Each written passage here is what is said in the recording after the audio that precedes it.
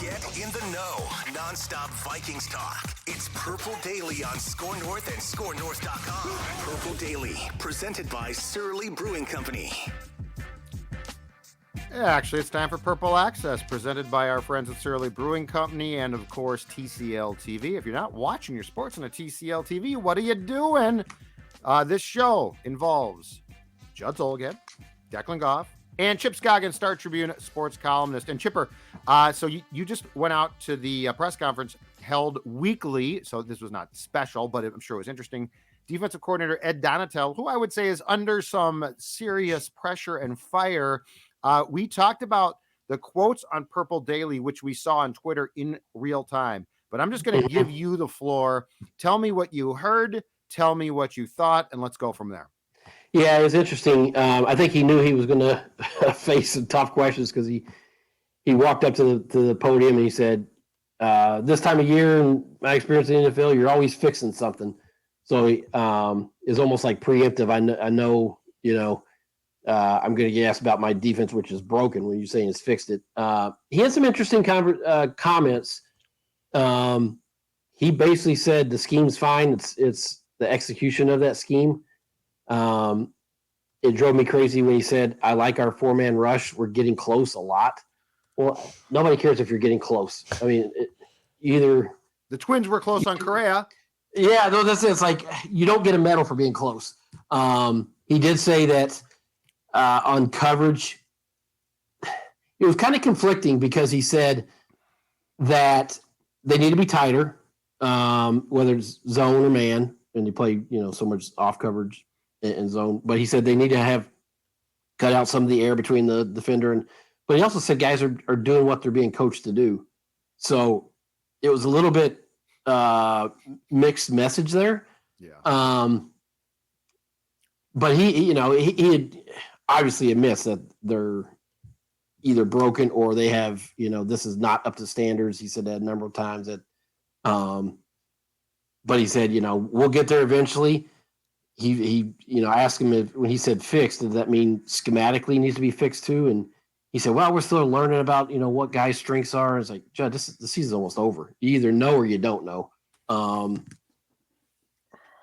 But it starts with, if you're not going to generate more pass rush and be more than close, then you can't continue to play so soft coverage and zone coverage because it's if his fear is, hey, let's play press and let's blitz, but that's going to leave a vulnerable secondary or a secondary that's really struggling. If that's going to make them vulnerable to big pass plays, well, guess what?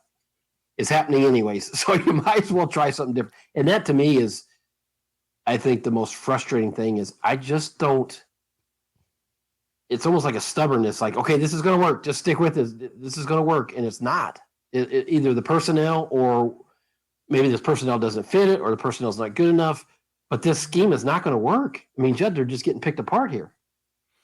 Okay, so you basically came back. Your report gives me no confidence. Like the Twitter stuff rubbed me wrong, but I thought you might tell me something that didn't get tweeted, or I thought that you might say, okay, here's what he was really trying to say. All right, first of all, let's break this down a little bit, Chipper. Let's go with the pass rush, Judd. Start with the pass rush, because I think that's where let's start with this. Let's start super broad. Let's start with the whole scheme thing. To me, when a coach says my scheme works, I hear 2006 Childress kick-ass offense, which means my scheme works. The execution, which to me means the players. I'm not asking for him to change his scheme, but I am asking this: can you get your best players to be your best players? Yeah, and that's because here's the thing, Judd. It's like it's not like they can reinvent things right now. I mean, it's just that's not it's not realistic.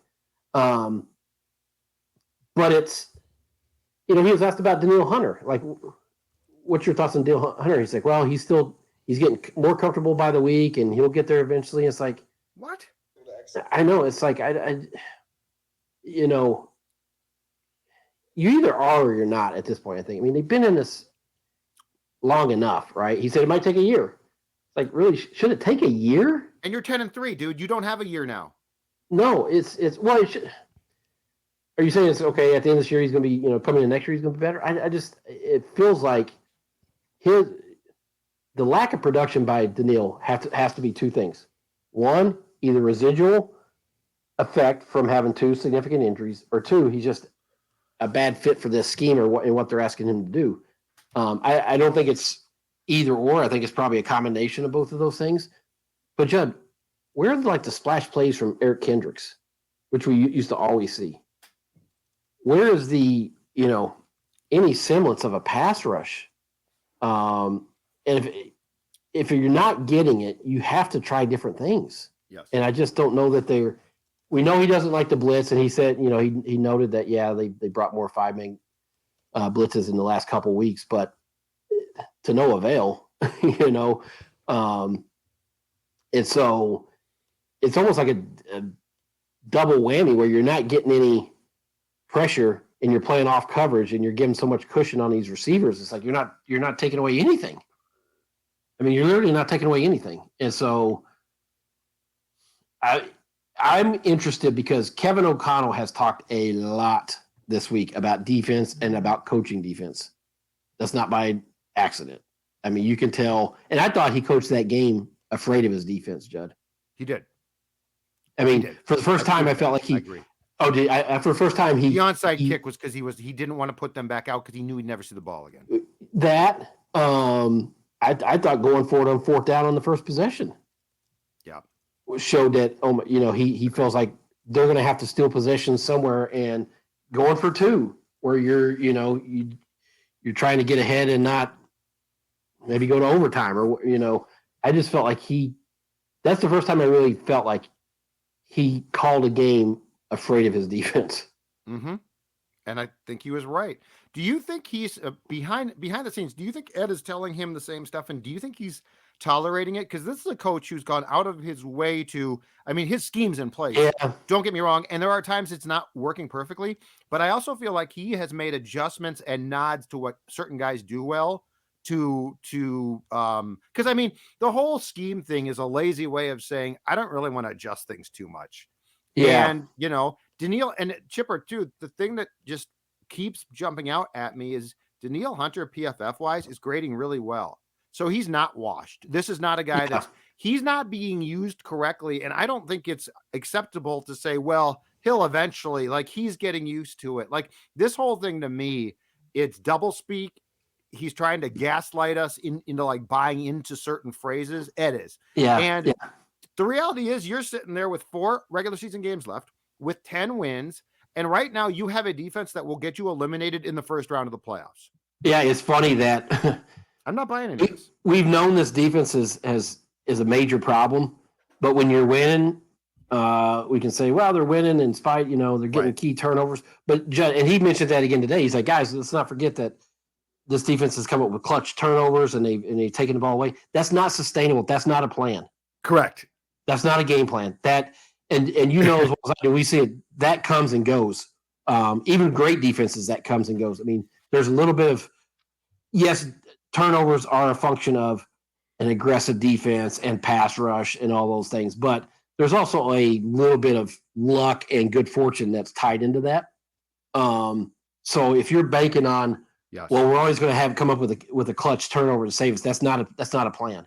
Right. It's not a sustainable plan. So I'm just curious as to, do they not trust the secondary to play tighter coverage, play more man, play press, or is this just who Ed Donatell's philosophy is? I think it's Ed. I think it's Ed. I'm telling you, I saw some of the same red flags back in his 4-3 days pre-Fangio with the Packers that culminated with 4th and 26, which got him fired.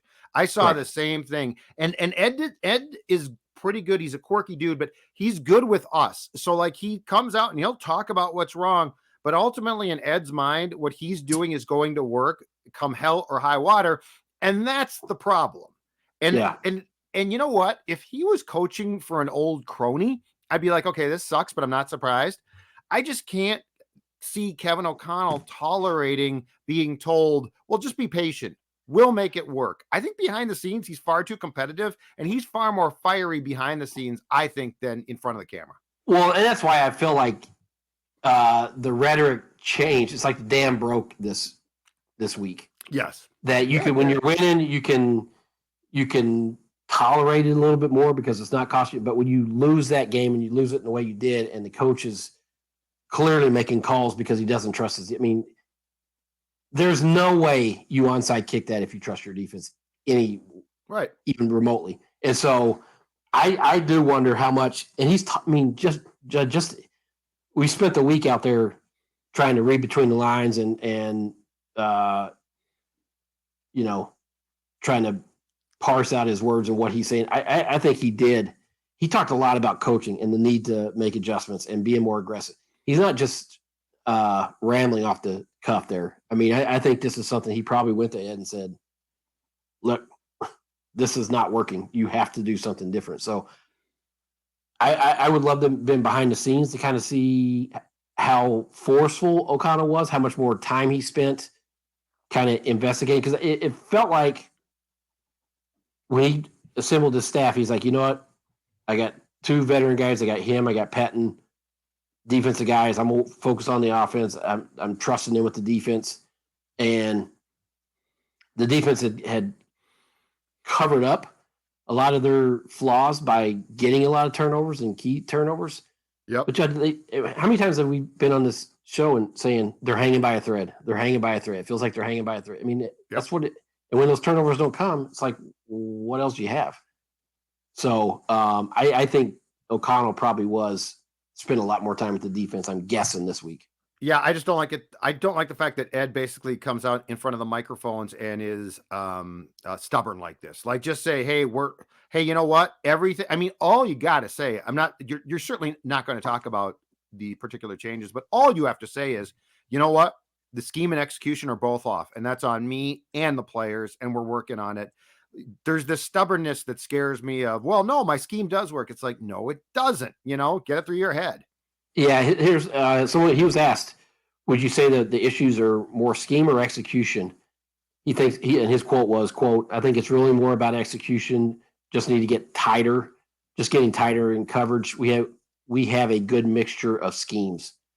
So he clearly thinks it's, more on just the execution and personnel, not, doing his schemes the way he wants it done. I don't see how this is going to work, and I don't know how you're going to solve it if you don't try something different schematically. Yes. In the way you deploy your personnel, because it's again, you're not just going to rip it up and have a whole new scheme put in, this late in the season, but you have to try something different, Judd. Yeah, exactly. Your play calling your defensive play calling on game day needs to be better. And if you call more blitz and you get burned by it, guess what? You're getting burned by it anyways. Exactly. I mean, that's so. He would rather lose. I'm sorry, lose because they're 10-3 is the wrong word. He would rather hemorrhage yards the way that they are than what you just said, and that's a problem. Yeah. Well, I do think he's, the shell coverage. Just don't get. Well, he started out saying we got beat over the top twice. He said fundamentally that cannot happen, and so. I think there is that fear of giving up that big play because, and I know you guys love pie charts. If you're going to do a pie chart, I know it's such a Mackey thing. Score North, man. Yeah. The pie chart. How much would you put scheme? How much would you put personnel? Well, I think the scheme is a major problem. I'd put the scheme more. 75-20? 60-40? Yeah, look at their personnel, man. I mean, that secondary. I know. We can't ignore the fact that this was a bad defense last year, and correct. Now they added pieces. And that's the damn irony of this whole thing is you go back to that first Packers game and the way they got the pass rush, and we talked about the edge department. I mean, that was the outlier. Mm-hmm. But they did upgrade the personnel, thinking you were going to be better, but there's still deficiencies in that secondary, Jet. I mean, and they Absolutely. have the injuries, and so Absolutely. I think it's a combination. We all want to say scheme, we all want to say Dontel, but I think that lets the drafting and the free agency signing off the hook too much. That they've not just this regime, but going back to Spielman. Yeah. They don't have the thing about this is, are there certain pieces of the personnel that aren't great? Absolutely. Do they have nobody who is talented in all 11? No. Daniil Hunter, you're screwing up. I guarantee you're screwing up there. Yeah. There's been first he had the knee problem, but Za'Darius of late is being probably double teamed more and stuff. So you got to find a way. If you're going to double team him, somebody's going to be open to get some pressure. And the thing about it is, I get that it was probably a very important thing that Harrison Smith didn't play on Sunday, but Harrison Smith, for the most part, I think, has been utilized incorrectly. That's the thing, is you've got to marry that scheme from the first day you get the job. You've got to go and watch all the film and say, how can I marry this with the talent I have? It can't be Harrison Smith. You have to fit into my scheme. He'll do it. He'll try, but this is 2022, man. You've got to be adjustable. Yeah, and I think it's more Daniil than Harrison, but Harrison's probably fits in that boat too. But I mean, use him. As Seifert looked at the numbers, and both Daniil and Za'Darius are both dropping off into coverage. I thought he said 5% of the time, whereas last year it was like 2%. Not a big discrepancy, but enough to where I understand that, zone blitz, that's how you want to do it, but it's like, would you rather have Daniil rushing the passer or drop it into coverage? I mean, but even saying that, like on the obvious third down passing things, he's lining up like a 4-3 linebacker in his traditional role. It's not like he's standing up. Oh, yeah, he's got his hand. He does have his hand in the ground lined up on the line, yes. Yeah, but this clearly has not been a good fit for him.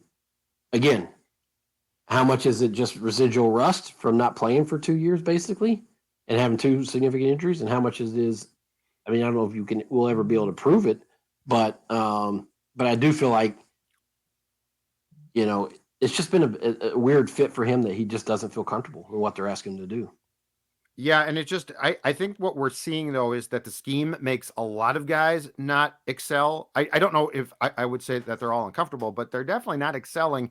And that's where, that's where a long time ago you had to get to the why.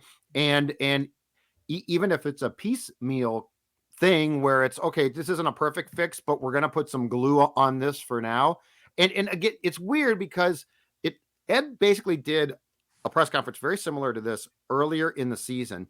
And then I remember before the bye, they came back against the Dolphins and they got more pressure and played a pretty good game down there. And so I thought, okay, they're tweaking things, but I think he's stubborn and I think he goes back to what he thinks should work. And, Chipper, we have covered enough head coaches and coordinators in this town to have seen this tired act before, and blaming the players is just not a viable thing now. Well, we saw it with children. This offense works. If you just, run it how it's supposed to be run. Plug in Brett Favre and you're great. Yeah, that's right. And I keep thinking about Eric Kendricks and how many splash plays just that we saw from him. When's the last time we've seen him make one of those, Judd? Now, is that because his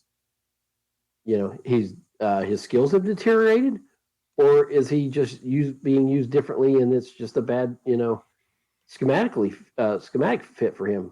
But it's to have this many guys who we've seen have a track record of high level play backslide to the degree that we have, where it's just they're not really making plays. You see a lot of out of position and chasing. It just and the off coverage and the shell, just keep everything in front of you and just a lack of aggressiveness in this defense. It just feels like they're always on their heels, and there's the offense is dictating to them. There's never the other way. When do they dictate what the offense? They're not making the quarterback uncomfortable. You see him sitting in there feeling, just kind of looking around the field. They're just not dictating anything, Judd. It's just so passive.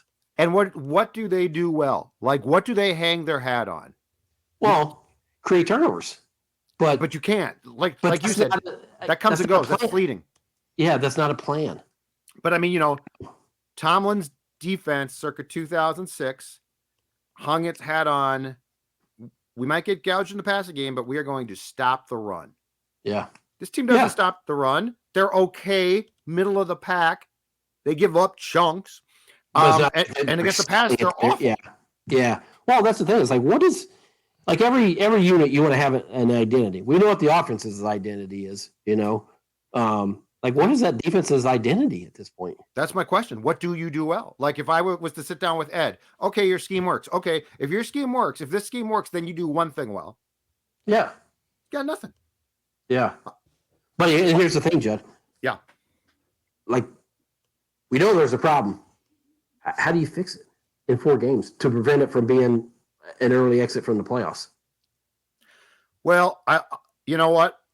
If you go backwards a little bit and take that question and think about it, my personal philosophy would be, how do you get your best players to look like your best players? So I'm not saying, and it's a college comparison, and it's probably not perfect, but I will make a comparison, because I think that what the coaches try and sell, or like Ed, what he tries to sell as well, a scheme works and eventually it's going to take off and we're going to be fine, because that creates the perception among the fans of, well, there's nothing else you can do. Just wait for the scheme to work. Gophers, Illinois, 2018, mm-hmm. the DC that got himself fired. Yeah. And Rossi comes in and exactly. And he just tweaks things. And all of a sudden guys take off. Same personnel. Exactly. But and I know that's a college comp, but I mean, the Illini embarrassed the Gophers. It looked like a Division III, and that's an insult to Division III defense. Rossi gets the job with, you're right, same personnel, same coaching staff, and clearly you can't just change everything, but he changed enough to make it respectable, and that's what you need. You need to have it be respectable for the rest of the season. And isn't this the best week to do it? Because you're facing a Colts offense that's 31st in scoring. Matt Ryan's going to turn the ball over. I mean, it's just kind of been the MO. I mean, you're facing one of the worst offenses in the NFL. Like, this is the time to try new things and build some confidence, because, if this offense comes in and runs up and down the field like we've seen other ones, there's no helping you. I mean, it's done. It's done. Then I think you got to make a potential change. Yeah. Play caller has to. I mean, you've got to remove him. I don't think Kevin's going to fire him. But if the Colts come in here and are successful, and I'm not predicting that they will be, Ed Donatel cannot be calling plays against the Giants. No, and I would. This feels like one of those quintessential, because you're facing a bad offense. We've seen it before in the NFL when a particular unit gets beat up all week and told how terrible they are and they suck and all this. They have a bounce back, but even if it's a bounce back, they need to find something within this that carries forward and that you stick with, whether it's playing more press coverage or, which I don't think, all these things we're asking for. It's just not Donatel's nature. It's not his scheme. And so, but that's where O'Connell's got to step in and say, we got to do things here. I mean, here's the thing, because it's, as a football fan, this frustrates me. It is frustrating for me to sit and watch games either in person from the press box or on TV and not notice Danielle Hunter for the majority of the game. Well, I know what he's capable of. Get it out of him. That is the frustrating thing, is like, he's too good, right, and too valuable to have this little impact in terms of affecting, the pass rush, making a quarterback uncomfortable. Correct. The lack of pass rush, and just when Jared Goff just stands back there and can pick you apart, I mean, it's like, you got to try something different. I mean, this is not working. That's been the frustrating thing, is like, just a lack of, we always say adjustments, but, just trying different things to say, you know what?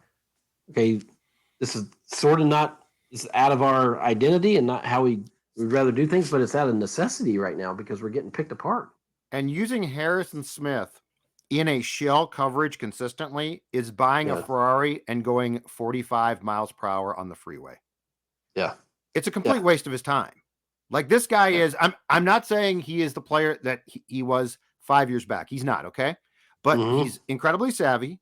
He is a rover. I mean, Chipper, I thought they were going to go with things like 3 safeties and 1 linebacker. I thought they were going to have, I mean, Jordan Hicks, God bless him, and he makes some plays, certainly in the red zone. But for the coverage that they're trying to, for the coverage they want, for Ed Donatel to say, we've got to be tighter in coverage, I'm going to tell you right now, Jordan Hicks isn't capable. He's not fast enough to keep up with the guys they're asking him to cover. But a safety, play Bynum, Smith, Asamoah, and Metellus. Use Metellus as a linebacker. He's big enough. Well, it is funny that O'Connell last couple of weeks have said he wants to see more Asamoah. He wants to see more Metellus. Yep. Now, I don't know who all the bus was on without Harrison Smith in there last week, particularly the first one to Williams. But, I mean, we thought we were going to see all these creative wrinkles. I thought Hunter would be coming up the A gap, one play, and then at the left end, and he has moved somewhat, but the creativity that we expected. Yeah. If you know what it feels like. So Ed has been a DC for the Packers, the Falcons, and the Broncos, but he didn't call plays with the Broncos. Fangio did, and the reason why Ed got the job is because Vic's defense. But this feels like the coaches that were trying to sell themselves as Monty Kiffin disciples of the Tampa 2, but they played the most basic Tampa 2, and they'd get torched. How much do you think that just as personnel that was drafted and or brought in, not all of it, but clearly Za'Darius is comfortable with this scheme, is just a bad fit for this scheme? I think some players are aging. I think that some players, like the jury is still out, in my opinion, on Dantzler. I just don't know about him, but he's been hurt too. But I also don't think, like, if you look, it's not a bunch of like bad players. So, correct. So are they a good fit for the scheme? Maybe not, but you knew what your roster was going to be when Ed got the job. So the fact that the coaching isn't getting more, to me, is a lazy excuse. Yeah. Like, is he still learning? Yeah. Well, he said he's getting more, I guess he's the quote, but it's like he's getting more comfortable by the week, and he's going to get there eventually. So he's not being used correctly. Well, but and it's just that's what that's code for. I find it hard to believe that, after 13 games, the guy is still learning the scheme. I mean, how complicated? Well, and at some point it's on you. Well, it's like, what? That's on you now. Let's just let Daniil do what he's comfortable doing and correct and good at to maximize. Because you have to get more pressure on the quarterback, and if it's not working this way, try something else. That's where the inflexibility, I think, is frustrating. Agreed. Last thing is, you brought this up before, but I think it's worth talking about. So, Kwesi's first draft class, okay? Yeah. And I'm pretty much willing to be very patient on, like, let's say the 4th through 7th round. Like, I just don't know. There, guys develop. To expect an entire draft class to pay off is stupid. But I will say this: the first round pick of Cine, I know he got hurt, but Lewis Cine was not playing on defense at all before that. Kyle Hamilton of the Ravens, who was the top safety, who was available when the pick that you traded to Detroit came up, is thriving. Okay. Andrew Booth was perceived or seen as a first-round pick, but injury history made many teams pass. I'm holding those first 2 against Kwesi. 1, he got cute by trading back, and 2, I don't think it is out of bounds, no pun intended, to say that those first 2 picks should contribute immediately. Well, and I think we should throw Ingram in there too. And yes, he's starting. This has been a bad year, Judd. I mean, it's, if you go back to what, and I hated the play call, but the failed attempt at a jump pass with Dalvin. That play went haywire like that because both the center and Ingram were on the ground almost immediately. I mean, it was so fast. But so I would put those three in there. And this is complicated by you're not getting really anything out of your draft class. And then go back to, last year where Zimmer didn't trust Spielman's draft class, so he didn't play them. And so they have not replenished the roster with young depth. And so you're relying on aging veterans who you're seeing a deterioration in their skill. And it's like, that's where the roster needs to turn over, and you need to be able to rely on some younger players, and they're just not getting it. Now, you're right on seeing it, like, well, he can't help injuries. Yeah, he got beat up by Bynum. Yeah, and he was not playing. Like, there was no role for him. He was a special teams guy. Yeah. Yes. And so, so that is complicating this process, and that's why I think there's going to be some really, I don't even know if they're hard decisions, but I think this roster is going to look a lot different next year. I really do. I think some household names that we've seen a lot, play a lot of games in the Vikings youth are not going to be here. And I think the coordinator might look different too. Yeah, I mean, I'm tired of this act. I felt like O'Connell wasn't frontal in the way that we think, but it was pointed. Yeah, I thought it was frontal for him. You're right. Frontal for him, very pointed, and he talked a lot about defensive adjustments and defensive coaching and putting these guys. Wasn't coincidence. I think he was frustrated and was kind of tipping his hand there. Great stuff, Chipper. I will talk to you next week. Hopefully there won't be defensive controversy, but you never know. All right, brother. We'll see you. Talk to you later. Take care.